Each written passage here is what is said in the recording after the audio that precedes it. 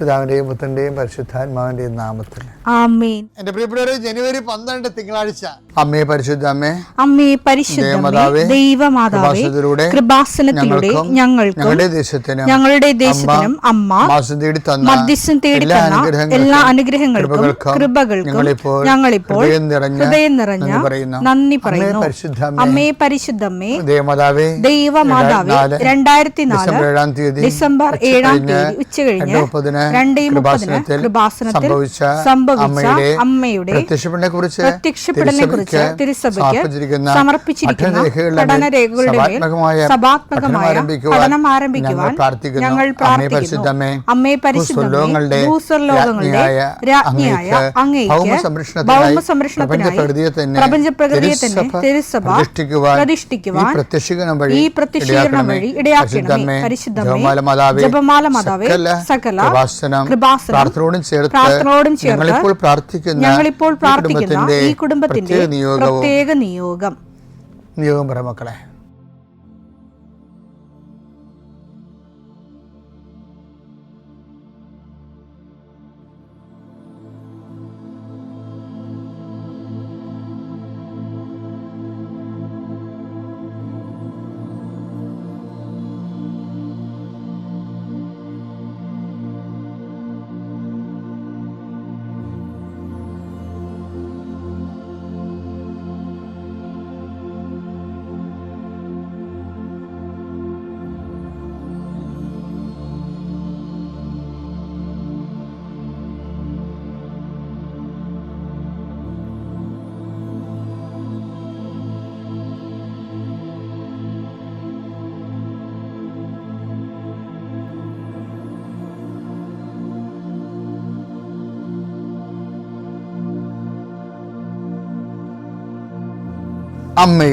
അമ്മയുടെ പ്രത്യക്ഷീകരണത്തിന്റെ ഈ അനുഗ്രഹവേളയിൽ ഞങ്ങൾക്ക് സാധിച്ചു തരുവാൻ കനിയണമേ.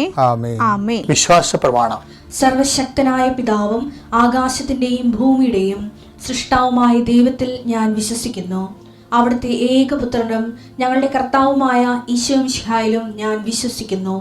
ഈ പുത്രൻ പരിശുദ്ധാത്മാവിനാൽ ഗർഭസ്ഥനായി കന്യകാമറിയത്തിൽ നിന്ന് പിറന്ന് പൊന്തിയോസ് പീലാത്തോസിന്റെ കാലത്ത് പീഡകൾ സഹിച്ച് കുരിശിൽ തറയ്ക്കപ്പെട്ട് മരിച്ച് അടക്കപ്പെട്ട് പാതാളങ്ങളിൽ ഇറങ്ങി മരിച്ചവരുടെ ഇടയിൽ നിന്ന് 3-ാം നാൾ ഉയർത്ത് സ്വർഗത്തിലേക്ക് എഴുന്നള്ളി സർവശക്തിയുള്ള പിതാവായ ദൈവത്തിന്റെ വലതുഭാഗത്തിരിക്കുന്നു. അവിടെ നിന്ന് ജീവിക്കുന്നവരെയും മരിച്ചവരെയും വിധിക്കുവാൻ വരുമെന്നും ഞാൻ വിശ്വസിക്കുന്നു. പരിശുദ്ധാത്മാവിലും ഞാൻ വിശ്വസിക്കുന്നു. വിശുദ്ധ കത്തോലിക്കാ സഭയിലും പുണ്യവാന്മാരുടെ ഐക്യത്തിലും പാപങ്ങളുടെ മോചനത്തിലും ശരീരത്തിന്റെ ഉയർപ്പിലും നിത്യമായ ജീവിതത്തിലും ഞാൻ വിശ്വസിക്കുന്നു. ആമേൻ. സ്വർഗ്ഗസ്ഥനായ ഞങ്ങളുടെ പിതാവേ, അങ്ങയുടെ നാമം പൂജിതമാകണമേ. അങ്ങയുടെ രാജ്യം വരണമേ. അങ്ങയുടെ തിരുമനസ് സ്വർഗത്തിലെ പോലെ ഭൂമിയിലും ആകണമേ. അന്നു വേണ്ടുന്ന ആഹാരം ഇന്ന് ഞങ്ങൾക്ക് തരണമേ. ഞങ്ങളോട് തെറ്റ് ചെയ്യുന്നവരോട് ഞങ്ങൾ ക്ഷമിക്കുന്നത് പോലെ ഞങ്ങളുടെ തെറ്റുകൾ ഞങ്ങളോടും ക്ഷമിക്കണമേ. ഞങ്ങളെ പ്രലോഭനത്തിൽ ഉൾപ്പെടുത്തരുതേ, തിന്മയിൽ ഞങ്ങൾ രക്ഷിക്കണമേ. ആമേൻ. നന്മ നിറഞ്ഞ മറിയമേ, സ്വസ്തി. കർത്താവ് അങ്ങയുടെ കൂടെ സ്ത്രീകളിൽ അങ്ങ് അനുഗ്രഹിക്കപ്പെട്ടവളാകുന്നു. അങ്ങയുടെ ഉദരത്തിൻ ഫലമായി ഈശോ അനുഗ്രഹിക്കപ്പെട്ടവനാകുന്നു. പരിശുദ്ധ മറിയമേ, തമ്പുരാന്റെ അമ്മേ, പാപികളായ ഞങ്ങൾക്ക് വേണ്ടി ഇപ്പോഴും ഞങ്ങളുടെ മരണസമയത്തും തമ്പുരാനോട് അപേക്ഷിക്കണമേ. ആമേൻ. കർത്താവേ, നിന്റെ ഉന്നതമായ നാമത്തിന് സ്വസ്ഥം ചെയ്യുന്നു. കർത്താവേ, നിന്റെ വിശുദ്ധ പൗരോഹിത്യത്തെ മഹത്വപ്പെടുത്തണമേ. 40 വർഷം അടിയൻ അങ്ങയുടെ തിരുസന്നിധിയിൽ അർപ്പിച്ച കൃപാന്റെ യുഗതിയാൽ കൃപാസ്ഥാനത്താരെ ജീവനോടെ പ്രത്യക്ഷപ്പെട്ട അമ്മയുടെ പരിശുദ്ധ അമ്മയുടെ മാധ്യസ്ഥത്തിൽ നടന്ന 10,000-കണക്കിന് ആരാധന ശക്തിയാൽ വർഷാവർഷം ഞങ്ങൾ നടത്തിയ ലക്ഷോപലക്ഷം മനുഷ്യർ പങ്കിട്ട് പ്രാർത്ഥിച്ച ജപമാല ശക്തിയുടെ അടിസ്ഥാനത്തിൽ അങ്ങയുടെ മക്കളുടെ കണ്ണുനീര് ഏറ്റെടുക്കണമേ. ഇന്നത്തെ ദിവസത്തിന് മുഴുവൻ വേദനകളെ, മുഴുവൻ ഭാരങ്ങളെ ഏറ്റെടുക്കണമേ എന്ന് പ്രാർത്ഥിക്കുന്നു. രോഗികളെ അങ്ങ് സുഖപ്പെടുത്തുന്ന കർത്താവേ, സുഖം പ്രാപിക്കാൻ നീ ആഗ്രഹിക്കുന്നു എന്ന് ചോദിച്ച കർത്താവേ, അങ്ങയ്ക്ക് മനസ്സുണ്ട് എന്നെ സുഖമാക്കാൻ കഴിയുമെന്ന് പറഞ്ഞ കുഷ്ഠരോഗിയുടെ കൂടെ ഞങ്ങൾ പ്രാർത്ഥിക്കുന്നു. എനിക്ക് മനസ്സുണ്ട്, നീ സൗഖ്യമുള്ളവനാവുകയെന്ന് നീ കുഷ്ഠരോഗിയോട് പറഞ്ഞു. വെള്ളമിളകുമ്പോൾ എന്നെ വെള്ളത്തിലേക്ക് എനിക്ക് ആരുമില്ലെന്ന് ബെത്സയിദയിലെ രോഗി പ്രാർത്ഥിക്കുമ്പോൾ ഞാൻ നിനക്കുണ്ടെന്ന് നീ മറുപടി പറഞ്ഞു. ഞങ്ങളുടെ രോഗങ്ങളാണ് അവൻ ഏറ്റെടുത്തത്, പാപങ്ങൾക്ക് വേണ്ടി അവൻ പരിഹാരം ചെയ്തു എന്നുള്ള ചെയ്ത കർത്താവേ, നിന്റെ പേരാണ് ഞങ്ങളുടെ രക്ഷകൻ എന്നുള്ളത്. നിന്റെ രക്ഷയുടെ വലതുകരം ഈ പ്രാർത്ഥന കൂടുന്ന കുടുംബങ്ങളെ മേൽ വെക്കണമേ എന്ന് പ്രാർത്ഥിക്കുന്നു. എൻ്റെ രക്ഷയുടെ ആണിപ്രതാർന്ന അത്ഭുതകരം രോഗങ്ങളെ മേൽ വെക്കണമേ എന്ന് പ്രാർത്ഥിക്കുന്നു. കർത്താവേ, അങ്ങയുടെ മക്കള് ഇന്ന് യാത്ര ചെയ്യുന്ന ഓരോ സ്ഥലങ്ങളും, അങ്ങയുടെ മക്കള് ഇന്ന് ഒപ്പിടുന്ന ഓരോ രേഖകളും, അങ്ങയുടെ മക്കള് ഇന്ന് കൈമാറുന്ന രേഖകള് എല്ലാം നീ ആശീർവദിക്കണേ കർത്താവേ. ഓരോരോ വിഷയങ്ങൾക്ക് വേണ്ടി അങ്ങയുടെ മക്കൾ വേദനിക്കുന്ന വേദനകള്, വ്യക്തികളുടെ ഭീഷണികള്, ഓരോരോ കാര്യങ്ങള്, ടൈം ബൗണ്ടായിട്ട് നടക്കേണ്ട കാര്യങ്ങള്,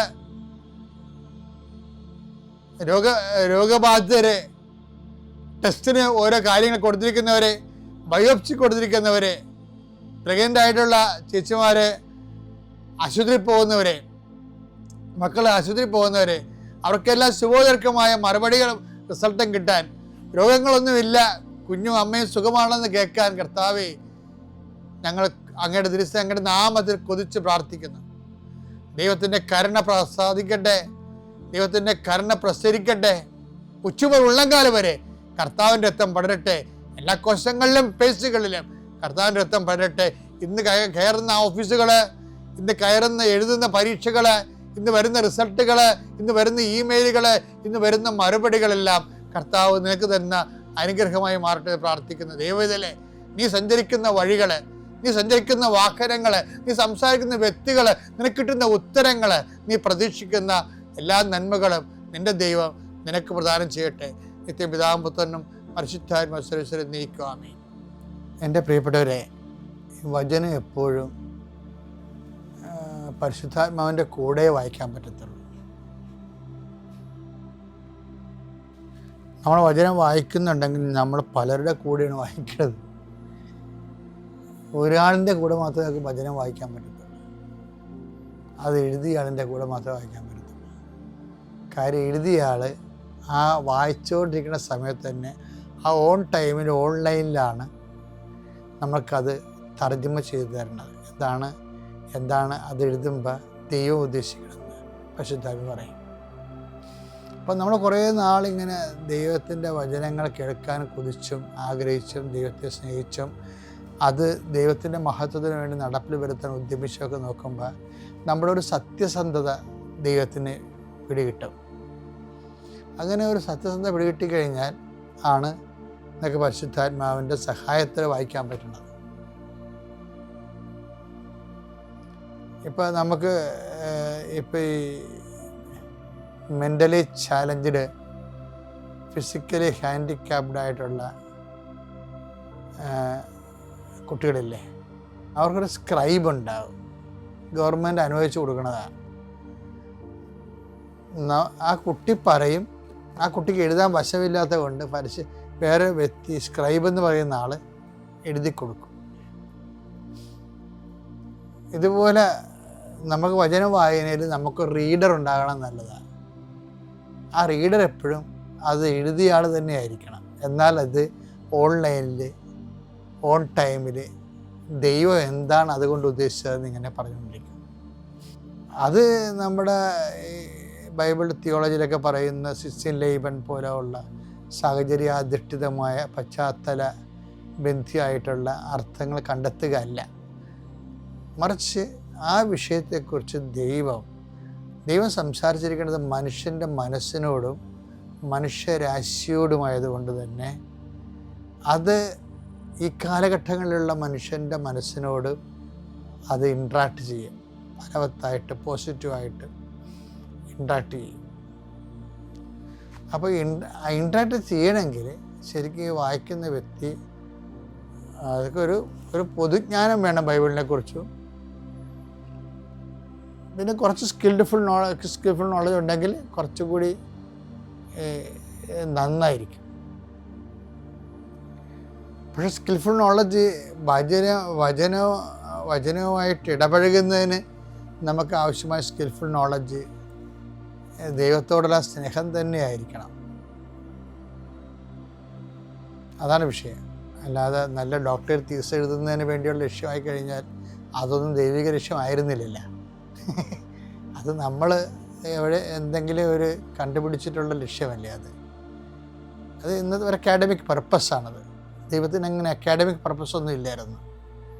മനുഷ്യൻ്റെ മനസ്സ് രക്ഷപ്പെടണം, ദൈവമായിട്ട് ജീവിക്കണം എന്നുള്ള ഒരു രക്ഷാകരമായ പർപ്പസാണ് ബൈബിളിലുള്ളത്.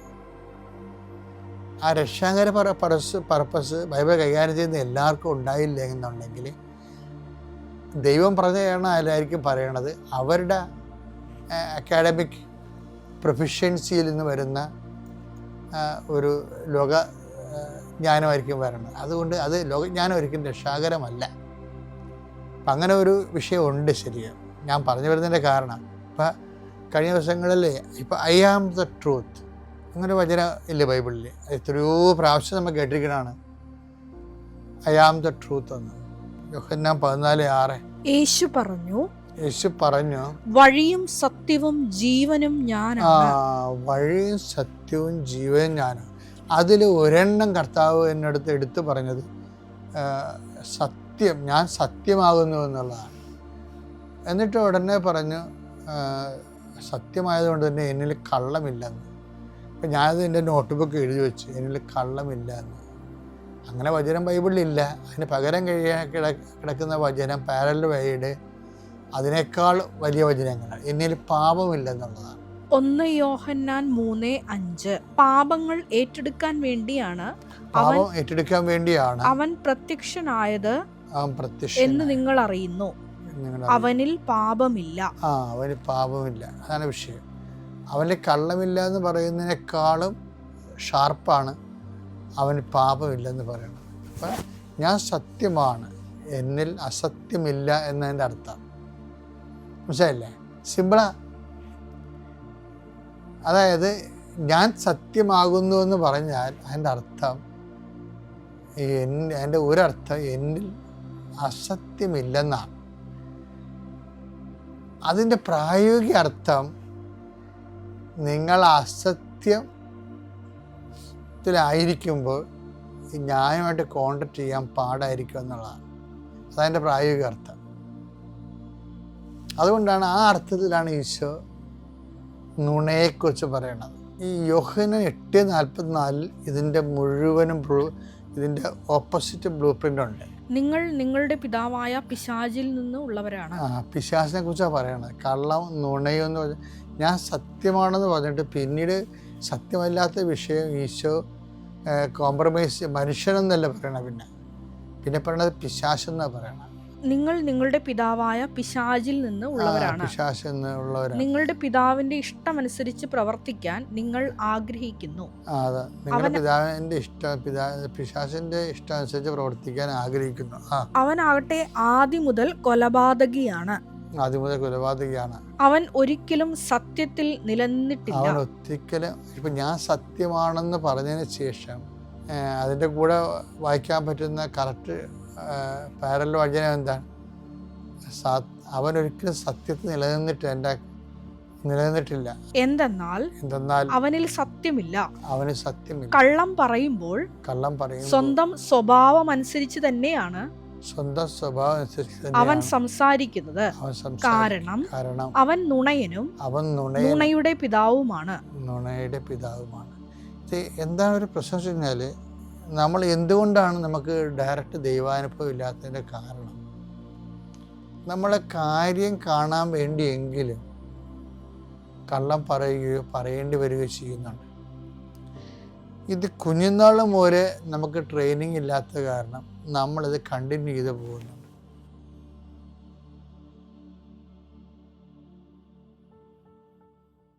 അത്യപൂർവ ദൈവാനുഭവങ്ങൾ ഇനി നിങ്ങൾക്കും സ്വന്തം.